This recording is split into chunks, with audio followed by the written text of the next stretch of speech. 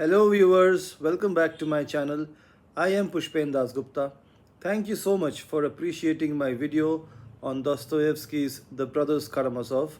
I was blown away by the response, and as promised in that video, since you appreciated it so much, I'm going to talk about another book that I recently read.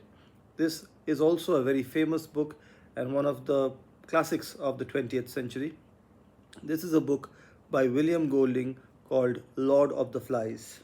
In today's video, I will talk about 5 things that I found fascinating about this book, and I hope you will enjoy watching this video. It talks about a group of boys, young boys, who are stranded in an uninhabited island. What could possibly go wrong? Let's find out in this video.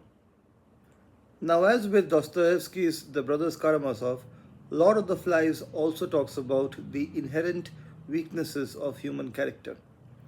While it does talk about a group of young boys who find themselves all alone without any grown-ups in an uninhabited island, it basically talks about what can you do or what will you do when no one is watching. Will you stay moral? Will you stay on the right track? Will you do something that you know you can get away with just because you are sure nobody is watching? That essentially is the crux of the matter in Lord of the Flies. What will you do when you know no one is watching? And clearly, some amazing things do happen. And by amazing, I don't necessarily mean good things. So that's the first takeaway from Lord of the Flies. The question the author asks all of us in the book is, what will you do when you know no one is watching? The second thing that I found very interesting about the book, Lord of the Flies, can be described in the following manner. Suppose you are with a person you've just met, and both of you decide to play a game. And you tell the other person, the only rule in this game is there are no rules. What do you think you will be doing? Imagine you are in that position. You're sitting with someone you've just met, and you've told that person, we'll play a game, but the only rule is no rules in this game. What game do you picture yourself playing? Take 5 seconds to think. Are you not able to come up with anything? Exactly. That's what happens when you are in a position where you don't have any deadline, when you don't have any rules, when you don't have any order. You end up doing nothing, or you just end up procrastinating. That's what was seen in the first part of the book Lord of the Flies. People were just having fun, swimming in the ocean, and all sorts of things.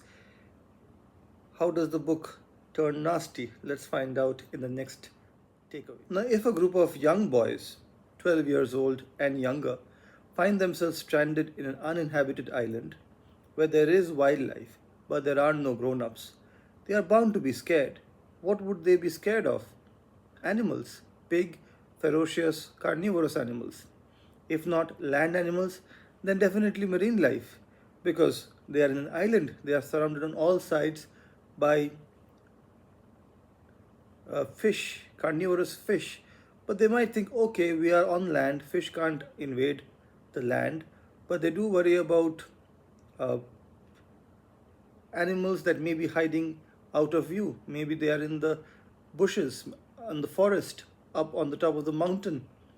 So of course, fear does creep in eventually. When the joy of being alone, of being unsupervised, of having fun in the sun and the sand goes away, fear does creep in.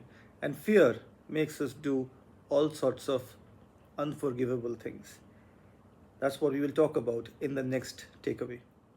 Now, if we are sure, if we have convinced ourselves that yes, there is a monster, there is a beast, there is something which we perceive as a threat, then we do all we can to eliminate the threat. In Lord of the Flies, the author addresses the Messiah question. If the Messiah comes with the truth, and the truth is not palatable, then there is a good chance that the Messiah may bear the brunt of the reaction of the public. That is seen in this particular book, where the truth about the source of the fear, or the real truth, if we look at it from religious point of view, is revealed. The Messiah finds a very unwelcome outcome. So in this particular book, there is a character who finds out the truth and then proceeds to tell the others about it. And when the truth is revealed, he is not venerated as a messiah, to say the least. To find out more about it, please do read the book, and it is certainly an engaging read. It's not a very fat book. I'm holding it here in my hand.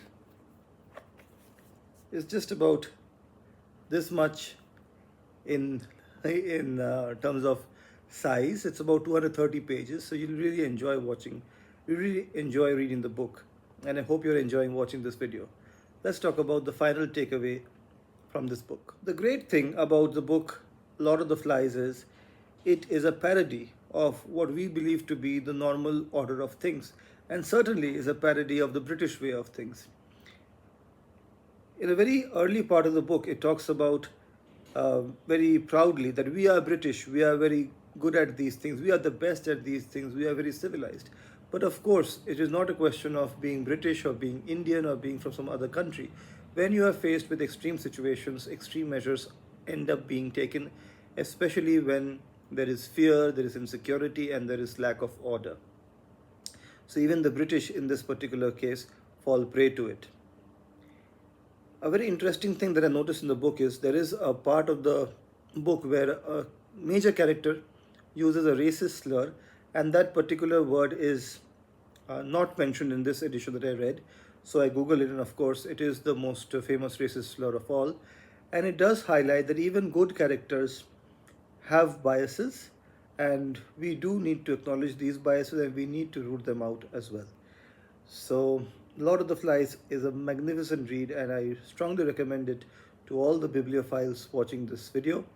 I hope you like this video. If you find anything interesting worth sharing, please don't hesitate to point it out in the comment section below. And thank you for watching this video. Take care, bye bye, and please don't forget to be awesome.